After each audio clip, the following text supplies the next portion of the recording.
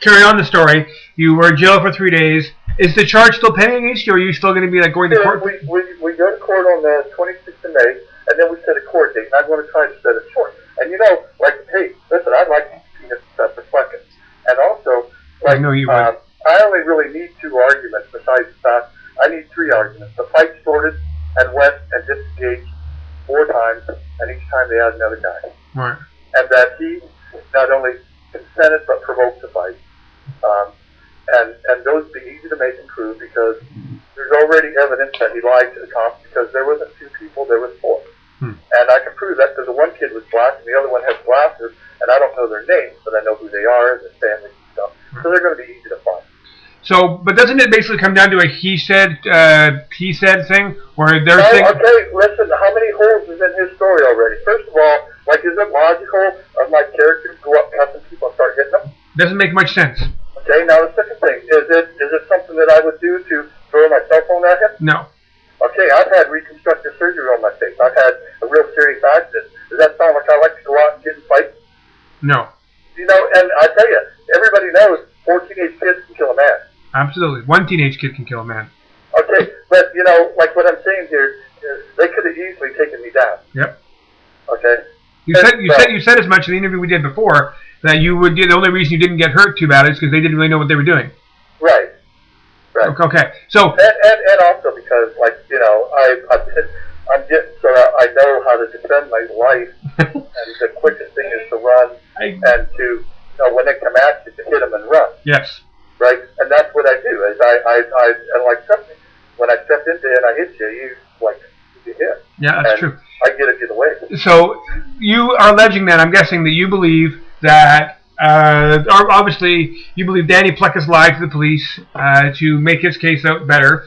You suspect that Daryl Plekas is behind it somehow, trying to smear you a little bit, and then you believe that the Abbotsford police held a warrant against you for 10 days.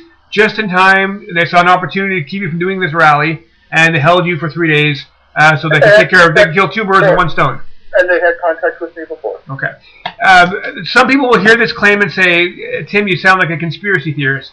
It's a conspiracy by Daniel Plekas, and the Abbotsford police. What I said about Professor Plekas is I don't know what his involvement is. When the police went down to the school and took the statements from the students, they didn't necessarily need their parents' signature if they're 18 to file the warrant. No, it's true.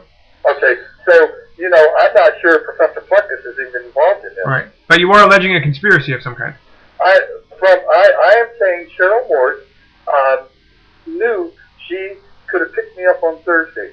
And no, I'm not alleging a conspiracy. I'm saying she just did conspire to violate my freedom of assembly, my freedom to march, my freedom of speech.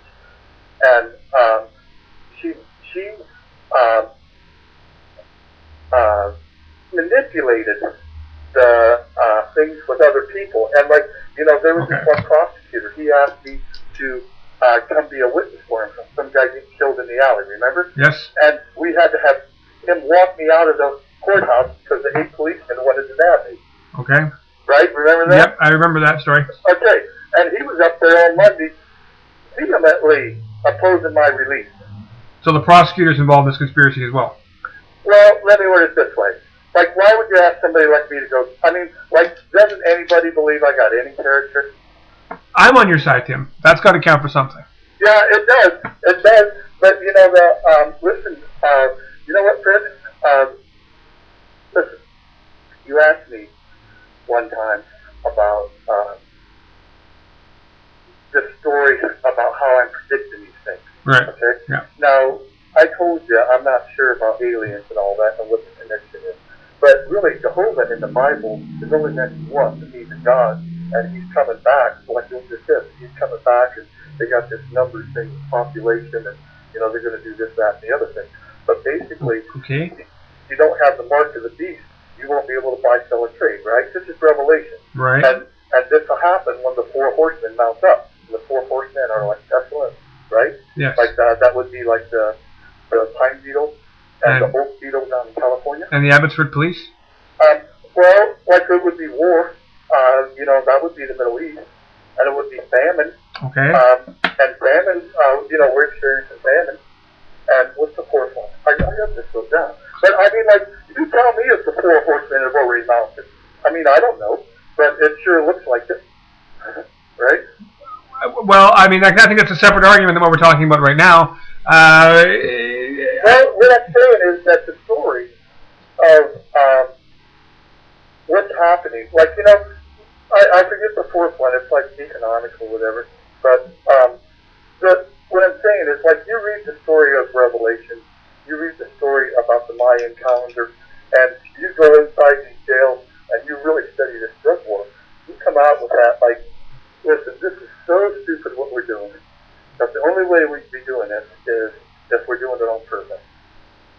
I mean, and forget whether there's a story or not, like from the beginning of time, they've known that, like, if you have all these problems, you can't survive as a society. Right. And so, and like, they're really basic. Like, if you have plagues, and you have famine, and you have pestilence, diseases, pests, and you have a plague like AIDS and hepatitis C, and like, I don't know, there's drugs at play. I don't know what. It's an epidemic. That. Well, I think you can make an argument of some kind of pattern here, especially if it involves you. Getting back to the stuff that we can prove. The state growing. Right. I'm starting to get more terrified. I'm becoming more afraid. I'm afraid to go to jail again. I'm afraid to keep fighting these people because, like, it's, the techniques they're using to investigate people are getting, to where you can't fart without them knowing it. Like, I was sitting there listening to all these guys saying how they got busted. Yeah, I guess we can call it the fart conspiracy.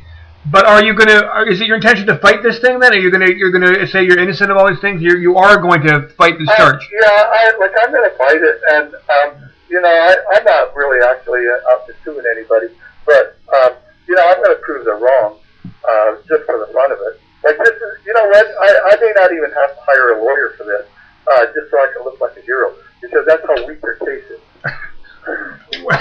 Look like a hero. That would be a new one, wouldn't it? Well, Tim Felger, the hero. I don't think I've ever seen that headline before.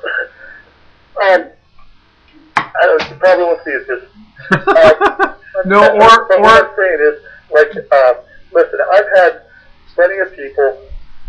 I've had plenty of conversations with lawyers, and I've had plenty of people assault me over the years. And I can tell you for a fact, I've almost got the definition of assault memorized. Well, okay? And, that doesn't surprise me. It's basically, we moved from a point where I assaulted him to where after he had assaulted me by getting in my face, 3 times, and I finally hit him, that it was a consensual fight. And I know that. I know what the definition is. And the fact that he changed me 400 feet. And see, these things, like, there wasn't a thorough investigation. Like, they only interviewed 2 kids out of 400. Yeah. And they did talk to you to get your side of the story, though, right? They did, and they completely ignored it.